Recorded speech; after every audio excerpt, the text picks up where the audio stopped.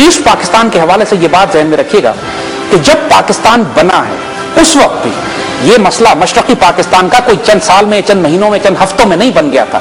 ना ये कोई फौजी शिकस्त थी जो मैदान जंग में हमें हुई। पाकिस्तान बनने के फौरन बाद ही फितनों का, साजिशों का आगाज मशरकी पाकिस्तान से हो गया था। कायद आज़म ने जब पहला दौरा किया ढाका का, तो वहीं पर फसादियों ने उनसे सवाल करना शुरू कर दिया जबान की बुनियाद पर कि पाकिस्तान की जबान उर्दू होगी या बंगाली होगी। और कायद आज़म ने बड़ा सख्त जवाब उनको दिया, क्योंकि वो समझ गए कि ये सारा इंडियन लॉबी की तरफ से फितना और फसाद बर्पा किया गया है। तो कायद आज़म ने बड़ा सख्त जवाब ये दिया कि पाकिस्तान की जबान, कौमी जबान उर्दू होगी। बंगाल के बारे में ये बात ज़हन में रखिएगा कि मुसलमानों के तमाम सूबों में, जो कि इंडिया में ओवरऑल मुसलमान पसमानदा ही थे, लेकिन बंगाल के जो सूबे थे, खासतौर पर मशरकी पाकिस्तान के इलाके जिस सूबों से बने, वहां पे मुसलमानों का तालीमी मेयार भी बहुत कम था, मुसलमान गरीब भी बहुत थे, और तमाम एग्रीकल्चर, इंडस्ट्री और तालीम का जितना भी निजाम था वो हिंदुओं के हाथ में था, और मुस्लिम लीग का काम वहां बहुत कमजोर था। तो पाकिस्तान बनने के बाद भी जितनी भी इंटेलिजेंसिया थी, जितनी भी एलीट थी वहां पर, वो तमाम की तमाम हिंदू डोमिनेटेड रही। हत्ता कि हाल ये हो गया था कि वहां का जो एजुकेशन सिस्टम कायम किया गया, यूनिवर्सिटीज और कॉलेजेस और स्कूलों में जो पाकिस्तान स्टडीज पढ़ाने वाले प्रोफेसर भी, टीचर्स भी मुकर्रर किए गए, तो अक्सर उसमें हिंदू हुआ करते थे। वहां पे माओइस्ट और मार्क्सिस्ट आइडियोलॉजी ने बड़ा जोर पकड़ा। एक मौलाना वहां पे जो अपने आप को भाषानी, मौलाना भाषानी के नाम से जो मशहूर थे, जो माओइस्ट थे, उन्होंने बड़ा जोर पकड़ा। पूरे बांग्लादेश में उनको बहुत ज्यादा इज्जत की निगाह से, उस वक्त के ईस्ट पाकिस्तान में इज्जत की निगाह से देखा जाता था। और दूसरा एक मार्क्सिस्ट, जिसका बहुत ज्यादा झुकाव मार्क्सिज्म और इंडिया की तरफ था, शेख मुजीबुर रहमान, वो भी 1948 और अर्ली 50s के बाद से ही एक्टिव हो चुका था वहां पे अपना काम करने में। जब तालीमी निजाम को भी हिंदू लीड करते हो, हिंदू टीचर्स हो, फिर गवर्नेंस कमजोर हो, मुस्लिम लीग की आइडियोलॉजी वहां पर कमजोर हो, तो हाल ये हो चुका था कि 1957 तक, यानी उस वक्त अयूब खान का मार्शल लॉ भी नहीं लगा था, कि मौलाना भाषानी ने मगरबी पाकिस्तान को अस्सलाम वालेकुम कह दिया था। यानी उसके तारीखी अल्फाज है जिसमें उसने कहा था कि मगरबी पाकिस्तान से अलग होना चाहते हैं। तो सेपरेटिस्ट टेंडेंसीज तो मशरकी पाकिस्तान में पाकिस्तान बनते वक्त ही से डेवलप होना शुरू हो गई। मगरबी पाकिस्तान के हुक्मरानों की बैड गवर्नेंस, उनका एनालिसिस सिचुएशन का देख नहीं सके, फिर वसाइल का गलत इस्तेमाल, सियासी गलतियां मुसलसल कई नस्लों तक होती रही। कौमें और मुल्क एक नस्ल में या एक छोटे से फैसले की वजह से नहीं टूट जाया करते। मगरबी पाकिस्तान और मशरकी पाकिस्तान के दरमियान 1000 मील का फासला, हमारा बदतरीन दुश्मन हमारे बीच में मौजूद, जिसको अयूब खान ने अपनी तकरीर में कहा था कि भारतीय हुक्मरान कभी भी पाकिस्तान के वजूद को अपने दिल से तस्लीम नहीं कर सके।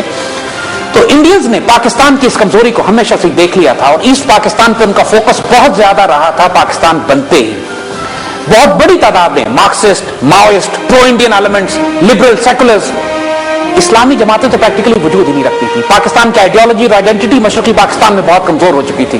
देखिए, कौमें बनती हैं आइडियोलॉजी की बुनियाद पर, कौमें बनती हैं इस बुनियाद पर कि वो अपने आप को इस्लाम के साथ, अपनी आइडेंटिटी के साथ, पाकिस्तानियत के साथ अपने जोड़ कर रखें।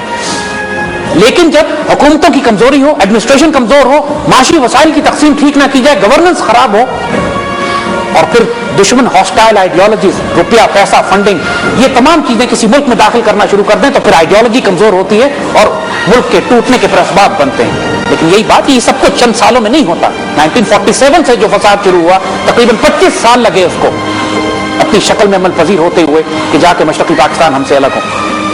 1965 की वॉर में इंडिया को बड़ी सख्त मार पड़ी और उसके बाद इंडियंस ने फोकस कर लिया कि हमारी आइंदा आने वाली जंगों में तवज्जो मशरकी पाकिस्तान पर होगी और हम उसको तोड़ने के लिए पूरा जोर लगाएंगे।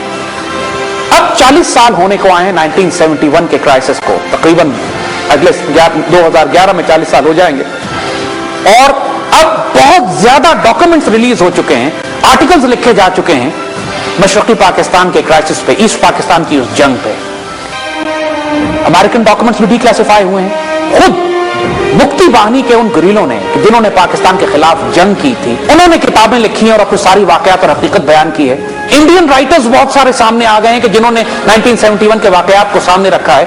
अब हिस्टोरिकल आर्काइव, वो तारीख जिसको छुपा के रखा गया 40 साल तक जो झूठ बोले गए, अब वो झूठ खुल के सामने आ गए हैं और अब वक्त आ गया है कि ईस्ट पाकिस्तान पर एक मुकम्मल एनालिसिस किया जाए। ये देखा जाए कि वो सारे इल्जामात जो 40 साल तक लगाए जाते रहे पाकिस्तान के ऊपर, पाकिस्तान आर्मी के ऊपर, पाकिस्तान के लोगों के ऊपर, उसकी हकीकत क्या है, इंडियन रॉ का क्या किरदार था उसके अंदर, दुश्मनों ने क्या साजिशें की, आलमी सुपर पावर्स का क्या किरदार था, क्या पाकिस्तान आर्मी को वहां एक मैदान जंग में शिकस्त हुई थी, या ये जंग साजिश के नतीजे में, डिप्लोमेसी के फेलियर के नतीजे में, पॉलिटिक्स ऑफ सियासत के फेलियर के नतीजे में, और फिर 30 साल की दुश्मन के एफर्ट के नतीजे में एक आबादी को पाकिस्तान से तोड़कर अलग किया गया।